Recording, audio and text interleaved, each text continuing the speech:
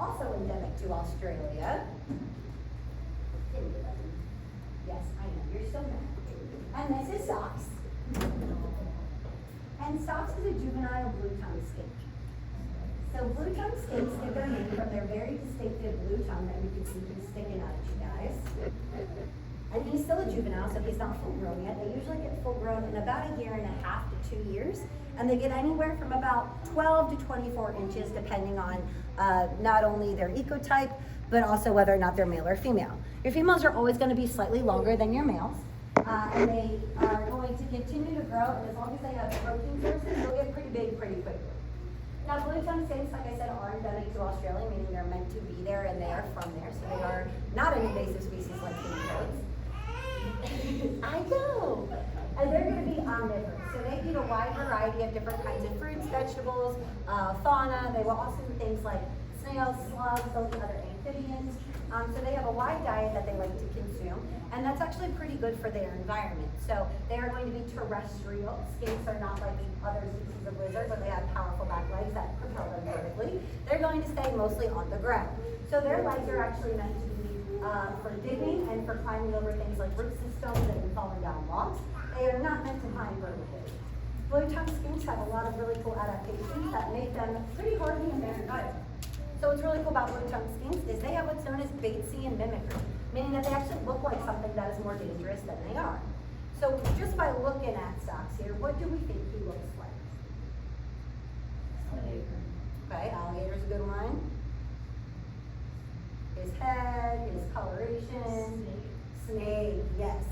So there is a snake in Australia called a black adder snake, and black adder snakes are highly venomous. Now they look very similar in coloration to blue-tongued skinks. So what's really cool about blue-tongued skinks is when they do get full grown, they get very long, very lean, and their tails and their bodies are able to then go into an S formation like snakes. So one of their biggest defense mechanisms is actually going to be tucking their front and back legs flat against their body, slithering on their bellies, and hissing like a snake to deter predators. The other really cool thing that they do with their blue tongues is they can actually temporarily blind predators. So their blue tongues can be seen in the infrared. So if at any point a predator that is also able to see in the infrared is hunting them down, whether by the air or by the ground, they will stick that blue tongue out. They will actually gather the rays of the sun and they'll reflect it back into the predator's eyeballs, temporarily blinding it so it can get away. Another really cool thing about blue-tongued skinks is they have the ability to regenerate their tails. So if at any point a predator has a blue-tongued skink by the tail, she can completely detach it at the base.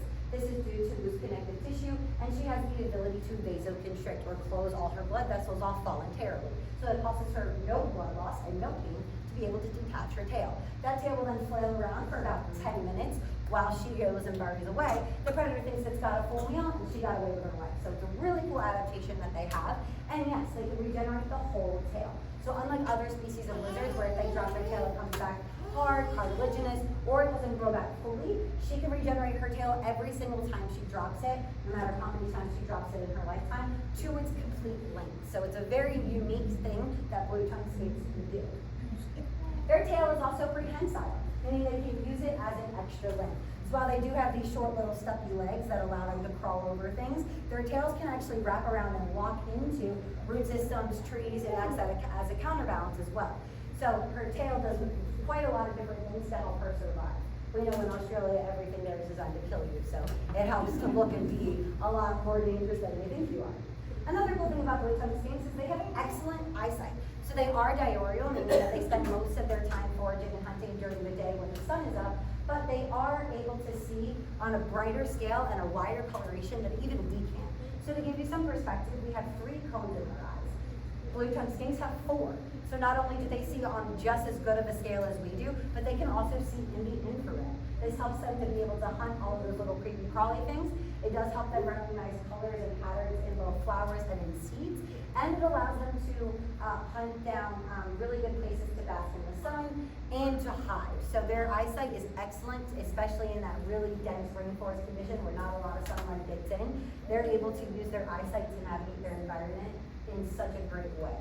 Another cool thing is going to be they do have the ability to hear. They have ear holes on either side of their head, so they can hear. It's not going to be as clearly as you and I can hear, but it is going to be on a low Richter scale, so they can hear about 50 hertz and lower. So this allows them to not only feel rumbles, but they can hear it as well. So if there's a large predator walking by their den, or if they hear birds flying above them, they can hear it before they're even seen, and they can get away and use their coloration to hide. They also have what's known as a parietal scale, or a third eye. This is going to be a scale that sits right in the middle of their head that actually detects the changes in light. So it's really cool. I know. They don't even know each other. They're not even know. No, it's because she's warm and the table's cold. But the parietal scale, it detects a change in light and shadow. So she can use this to not only find really big basking places, it allows her to know whether the sun is rising or setting. And if there's a large predator that's above that blocks out the sun, it can wake her up from a dead sleep and alert her before she's ever even spotted by that predator so that she can get away. So this parietal eye is very important to being able to survive in their environment. They also have what's known as being ovoviviparous. So a lot of reptile species, what they'll do is they'll lay a clutch of eggs. Then most of the time, mom sits on those eggs, she incubates them herself, and then those eggs hatch into babies. What's really cool about blue-tongued skinks is they don't do that. They actually give live birth. So what will happen is when a blue-tongued skink is fertile, she will keep all of those eggs that are developing internal. As soon as they hatch, she will birth them out, and then she reabsorbs all the calcium and all the nutrients that it took to build those eggs internally. So what's really cool about this is there is no signs that she even had babies. A lot of times predators, they know the smell of cracked eggs, they know the smell of new babies, and they will go and attack them because those babies are brand new to the world and they have no idea how to defend themselves. So what's really cool about blue-tongued skinks and having this ability is that their babies have a better chance of survival because predators aren't alerted to the fact that babies were even born.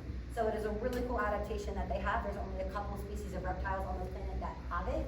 Boas are another one. All of your boa skinks, they also have the ability to do this.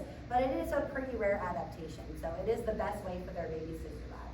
And like I said, he'll go from this size to this size in about a year. And they live anywhere from 15 to 20 years unencumbered in the wild. So they have quite a long life expectancy, especially in a place like Australia where, like I said, everything wants to go there. Now, while I have Bluey and Socks out, does anybody have any questions for me about that? Do they shed?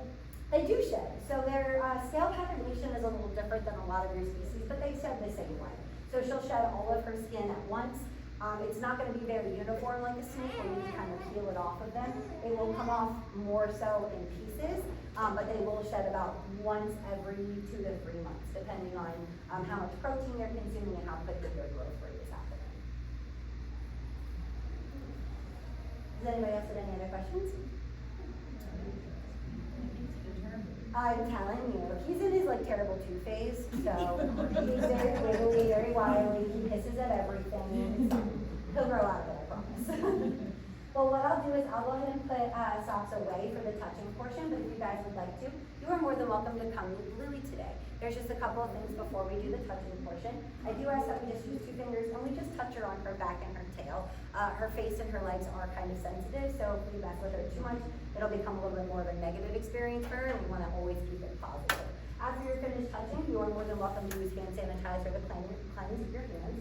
However, if you are going to go out and put your hands in the stingray pool, whether you're touching, feeding, whatever it may be, please do not use hand sanitizer. It does not rinse off very well. There is soap and water available to you at either sink outside. It's more biodegradable and much more eco-friendly for the stingrays. But thank you guys so much for sitting with me and getting to meet some of my animals today. And hope you have a good rest of your day.